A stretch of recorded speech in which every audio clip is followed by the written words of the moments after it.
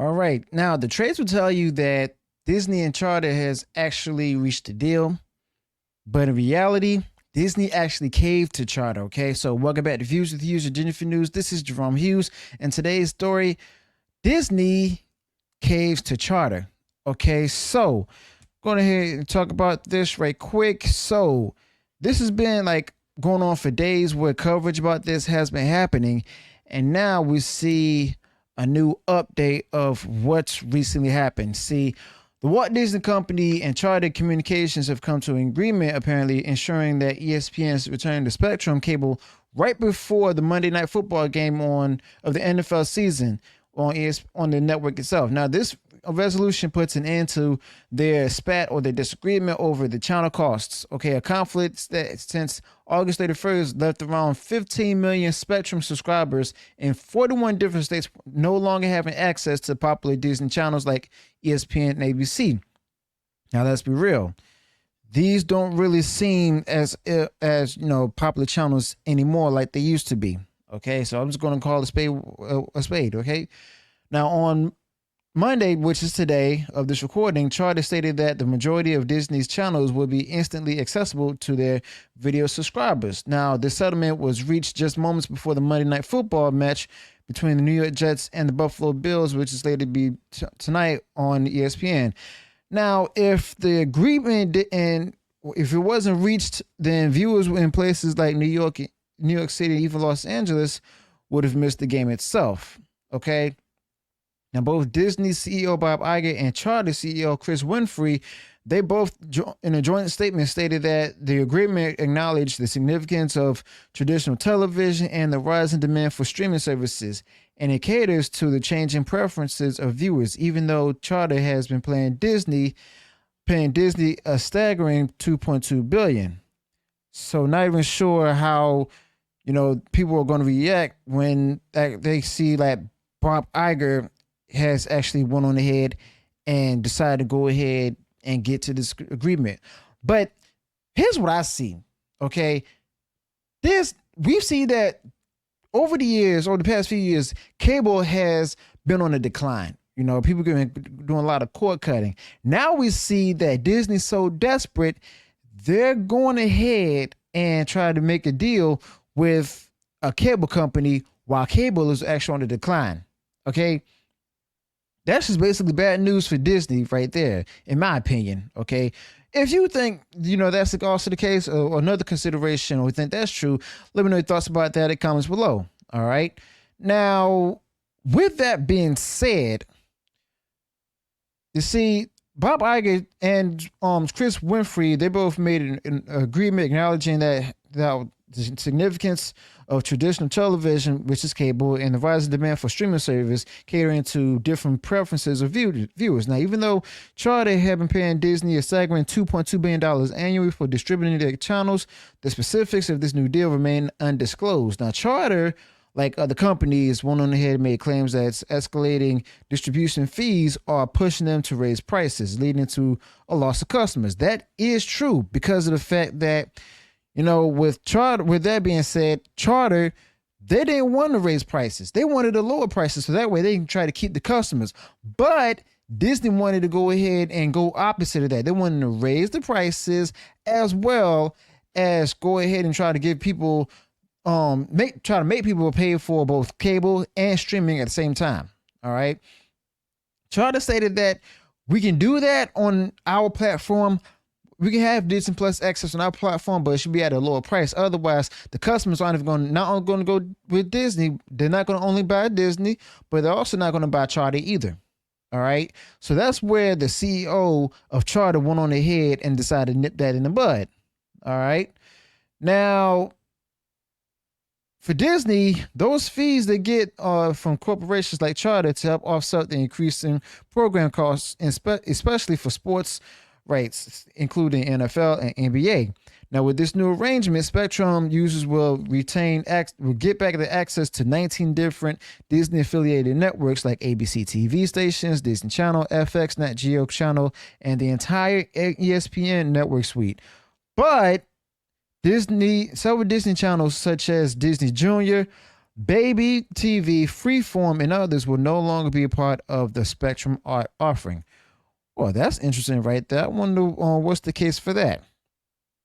But from time, like we've seen so many people just go ahead and also leave ESPN alone because of the fact that, the decline in sports as well as the political interjections of the sports within the sports programming itself is what's turning people away. Now, let's be real. Charter wanted to offer channels at a lower price due to losing more than 5% of their subscribers, which is not only bad for Charter, but it's also bad for Disney. Now, they want to carry Disney because they don't want their customers to pay both the cable and Disney subscriptions. Otherwise, they lose customers that way as well. Now, Disney also wanted a 10-year deal at higher prices, and Charter didn't want that. They wanted access to Disney's direct-to-streaming services at a low rate to mark it up and sell it to the customers, or they'll lose those customers. Now, with that being said, who exactly is the winner within this whole thing? In my opinion, it's Charter. It's Charter because they wanted to go the smart route. Okay, like I stated, they want to go ahead and charge people lower rates. Disney want to go higher. Remember at the earnings call where Bob Iger decided to go ahead and start raising up the fees for the ad tier Disney Plus streaming as well as the non-ad tier plus. But he decided he wanted to raise the non-ad tier much higher to the point where he felt that people would be convinced enough to go ahead and leave that alone and just go to ads, so that way it'll be cheaper and they can pay less. But here's the thing, no one wants to pay for ads. Okay, if they want to pay for something, they'll go ahead and get the non-ad tier form and pay and do the ad tier for free. It's that simple. But we see that Disney's actually being greedy once again, and as a matter of fact, that's not much of a surprise. Okay, Disney's already been losing different consumers. They've already been losing different they've been losing money. As a matter of fact, they're trying to go ahead and not spend the money that they don't even have. They've overspent their money on different content, trying to put a political message out there to the audience, which turned them off and let them flee far away. Okay, so this is all on Bob Iger. This is all his fault. Charter, they did what they had to do. All right, they tried to make a deal. They try to go ahead and just put it out there at a lesser price. Bob Iger didn't want that, of course. So what did Charter do? Went on ahead and cut them off. And it's interesting because people stated that just like some people were mad with Charter for doing this, a lot more people were mad with Disney for doing this. But then there's like a grand number of people out there who didn't care because they tuned out of cable and they also tuned out of Disney Plus or anything related to Disney. It has anything to do with Disney. Okay. But Disney got desperate to the point where one of the biggest programs out there, ESPN, right up to the time where, Monday Night Football is to be set and premiere tonight and everything, Bob Iger actually got nervous. He actually got nervous. Started panicking, decided to go ahead and have them to make a deal with Charter and just go ahead and cave to them.